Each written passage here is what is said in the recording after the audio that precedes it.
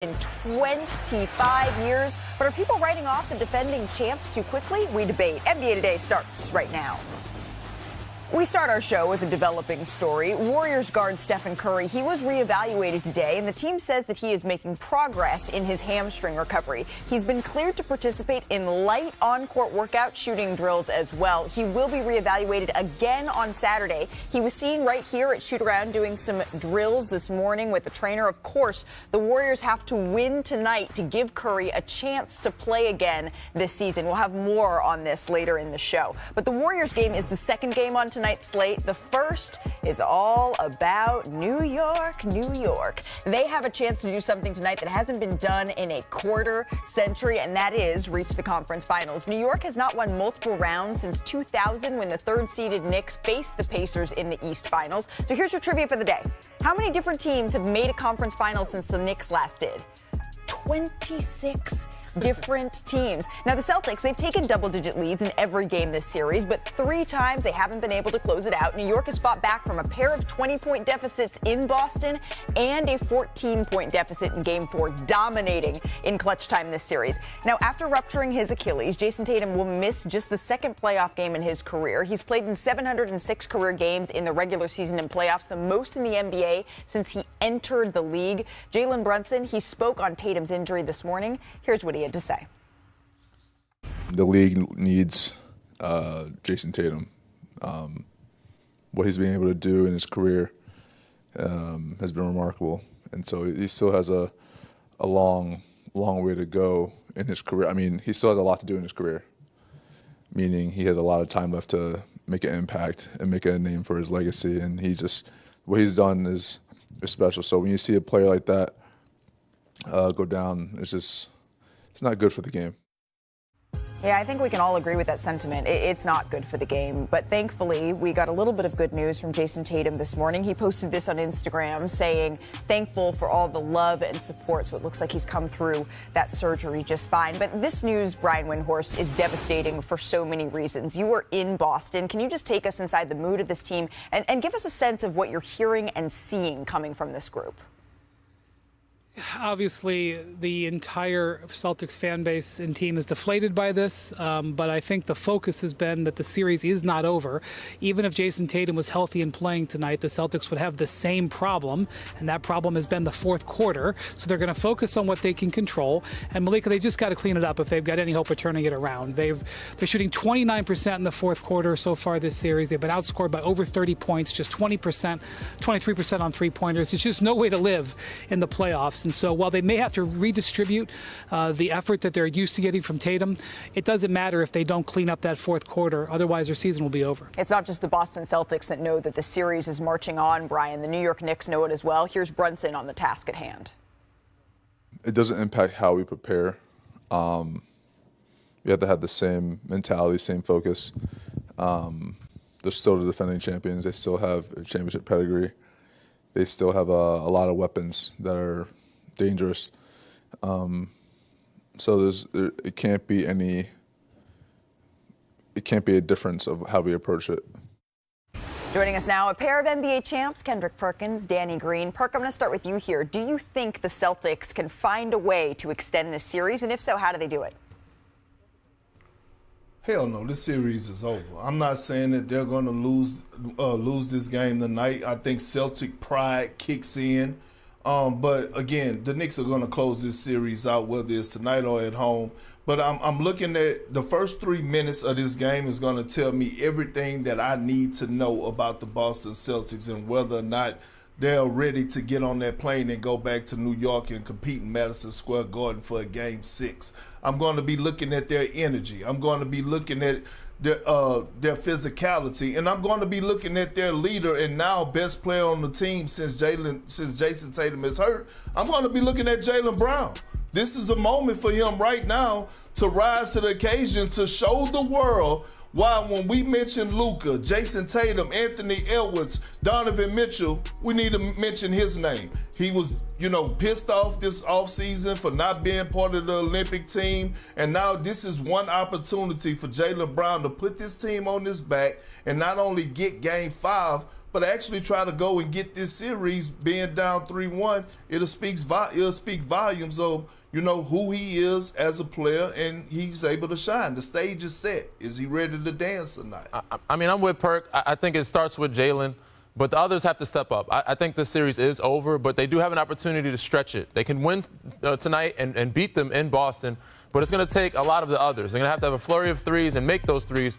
Drew Holiday, Porzingis, they need a lot more from them guys. Derek White was great in the last game. He has to continue that.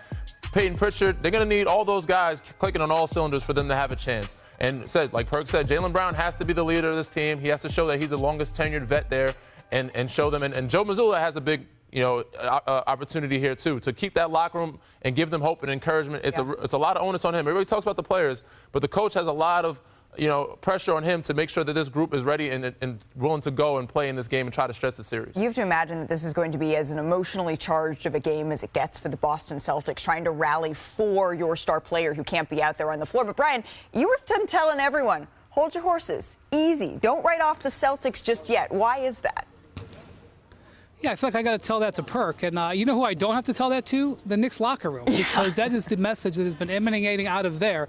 While the Knicks have not quite been to this level before, a lot of their players have been. OG Anunoby has a ring.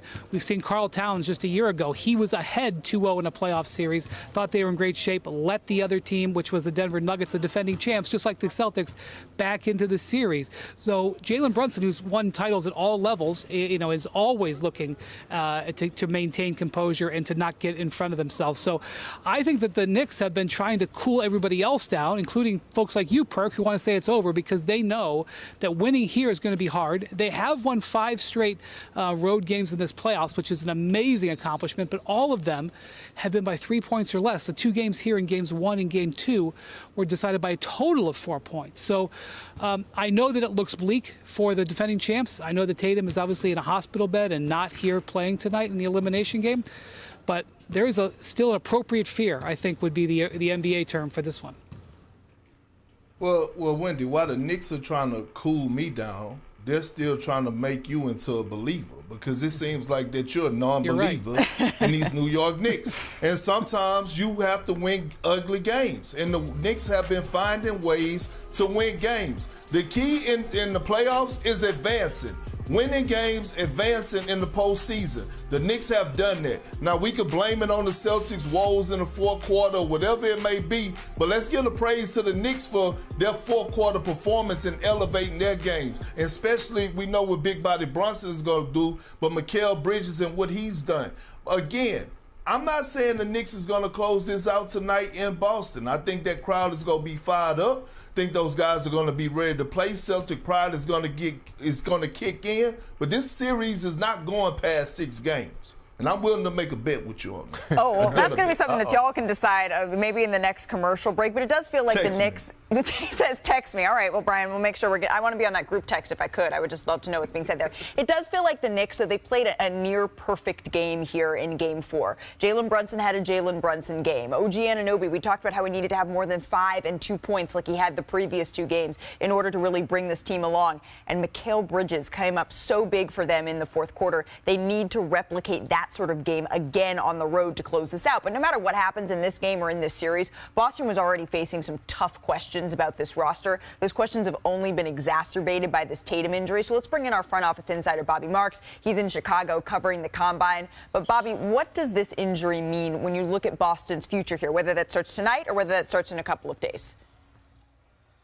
Well, you hit it right on the head, Malika. They were looking at potential changes to this roster if they did not win an NBA championship here. And I think when you're looking at it, here are the 3 different scenarios Boston could be faced with. Certainly the first one, which is basically running back this roster here. Remember, it's going to cost $500 million to bring this team back. Every $3 million you spend, it costs you $25 million. The second option is certainly the cost-cutting option. When you're looking at players like Kristaps Porzingis, who's going to be on an expiring contract, potentially players like Drew Holiday and Sam Hauser, that's the cost-cutting option to get under that second apron. And then the third one, this is the most drastic one. This is the reset option here. When you're looking at keeping an eye to 2026-27, when Jason Tatum is a full go and you are building that roster around Tatum and Derek White. And what does that mean? Would you potentially look at possibly moving a player like Jalen Brown in the offseason, picking up draft assets, basically, I don't want to say punting away this season, next season, but looking at the 2026 draft and then refocus basically 2 years from now? Again, whenever their offseason begins, these were already the questions that the Boston Celtics were facing. Those have only been heightened in the wake of Jason Tatum's injury. Bobby, we really appreciate you stopping by. I was trying to figure out, I was messaging with Danny as you were talking. I said, does Bobby, he looks great. Did he get a haircut or something? Different about him. It's the glasses. It's the fresh face. Bobby, we appreciate you. I want to look myself 10 years younger. Bobby, you have achieved that and more, Mr. Marks. We appreciate your money moves. All right, coming up here on NBA Today, the Pacers headed back to the conference finals, but will they continue to be overlooked when they get there? Ooh, doubt them